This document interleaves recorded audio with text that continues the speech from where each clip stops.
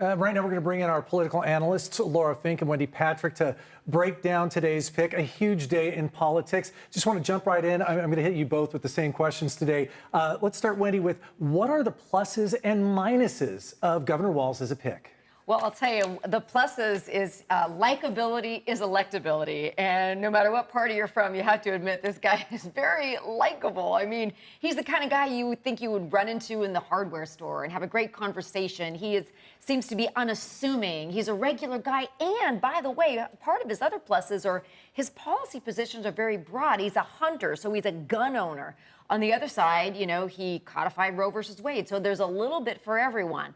But he's a little bit more left-leaning than I think would be ideal, especially given the choice of Josh Shapiro, who basically was a moderate. So he doesn't balance out Kamala as well, but he sure is likable. And I'm sure there's bipartisan agreement on that. Yeah, big grandpa energy, like fun grandpa. So what about you, Laura? Absolutely. Well, I agree with Wendy that this was a choice about chemistry and instinct. The Harris campaign didn't have time to do focus groups and poll numbers, but I'll tell you, and right now the right is trying to paint him as too progressive, but he wears a hunting hat and he goes out and he's able to make the case for voters. This is about school lunches and not banning books. He's able to use language that is very authentic, that allows him to connect. On the downside, geography. He's from Minnesota. That's a state that is probably already in the bank.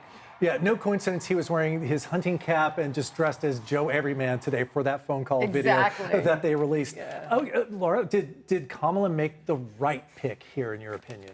I respect her decision because it's a powerful pick. This is someone who broke through a very congested media environment and he labeled the Republicans weird. He is setting the tone and the agenda and the campaign strategy from like a TV studio. This is a guy who has campaigned in right-leaning districts, in his congressional district, and in the rural areas of Minnesota. This enables him to have potential impact across the entire Midwest when they see a guy and say, hey, I relate to that guy. He seems a lot like me or my dad or my grandpa or my high school football coach. Did they miss the boat on this in any way? I mean, maybe was it a mistake not to pick somebody from a swing state who is consequential? Let me tell you what's so interesting about your question. So Josh Shapiro on paper would have been a better pick because not only is Pennsylvania a swing state, I mean, there's 19 electoral votes. He brings the moderate side, but did she get along as well? Did she click? I think Kamala and Tim are better together. Kind of like a couple when they just seem to have that natural ease, they get along. Remember that Tim was asked if he had presidential aspirations and he said no. Can you imagine how comforting and really solidifying that ticket is now that she knows that he's not out for her job? Whereas we wouldn't be able to say the same thing about Josh Shapiro. And boy, that speech he gave tonight introducing the two of them, he really hit it out of the park. So maybe he'll be at the top of the ticket in 4 or 8 years. Whereas Tim seems to be, what can I do to support you, Kamala? I think that's why she chose him. That's one of the interesting things about this. People are all getting behind it, no matter what their personal agendas may be.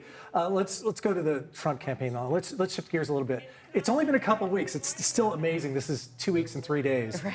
But what do you think about how the Trump campaign has so far gone after Kamala Harris? What are they doing and what's working for them? Well, Trump and his running mate are two peas in a pod. They're both far-right MAGA. I think that J.D. Vance is a very good speaker, and I think he gave a very good speech today in Philadelphia. Now, the content is, debatable, depends on what side you're on, but he's able to really project the kind of quiet confidence, by the way, so is Tim Walz.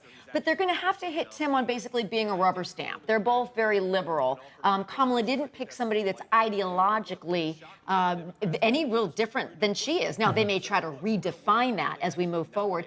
And frankly, what the Trump campaign is trying to do now is define both of them. They weren't prepared for this. They were all set to, to have Joe Biden on the ticket. Now they're really sort of scrambling and attempting to come up with something quickly, not quite as quick as Kamala Harris had to somehow rustle up a VP pick, but they're really struggling to try to figure out what they're going to do, what's their line of attack. They'll come up with it, but maybe not today. Do they have a cohesive line of attack yet? Here's the problem with the line that they've chosen. It's a traditional one. You're too progressive, you're too woke, you're tax and spend liberal, all the classics, the greatest hits. The problem is it doesn't seem to stick to a guy like Tim Walz, a guy who just doesn't look like he's that liberal, and who talks about issues like middle-class tax cuts from the perspective of families and school lunches as being fair for everybody. This is the sort of thing where his message enables him to overcome and kind of be bulletproof. So look ahead. We'll see if they can find something that sticks, but I think that is the message that they're going to continue with.